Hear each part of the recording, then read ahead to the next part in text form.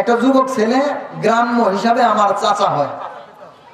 তো তখন আমি মাদ্রাসায় পড়ি না, মাদ্রাসায় তখন যাই নাই, তখন আমি স্কুলের ছাত্র, সম্ভবত ক্লাস 6-7 এই দিকের ছাত্র।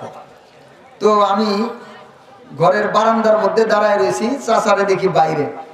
তো আমি বললাম, চাচা এই সামনে আমাদের বাড়ি থেকে 1 কিলোমিটার দূরে ওইখানে একটা ওয়াজ মাহফিল হবে, তো চাচা চলেন আজকে ওয়াজ মাহফিল শুনতে যাই। তো চাচা আমারে সরাসরি জবাব দিলে, একটু শুনেন, বুঝার অনেক কিছু আছে। চাচা আমারে বলতেছে, না বাপু, এই শীতের রাত, ঠান্ডা, প্রচন্ড ঠান্ডা, যাওয়া যাব না। তো মাত্র 30 সেকেন্ড, এরপর আমি মনে করলাম যে দেখি একটু যাচাই করিয়ে রে। এরপর বললাম, চাচা কাঠার বিলের ওইদিকে বিশাল বলে এক নাটক আছে, ওই যে কাঠার বিল ওইদিকে বিশাল বড় এক নাটক আছে, চাচা ওখানে গেলে কেমন হয়? কই ভেস্তে তাহলে কখন যাবা? কি কয় কই ভেস্তে তাহলে কখন যাবা?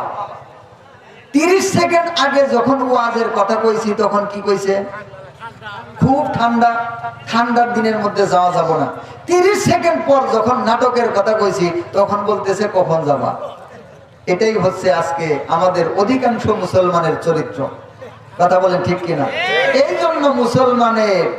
জন্য মুসলমানের আজকে শুধু নামই আছে, মুসলমানের কাম নাই।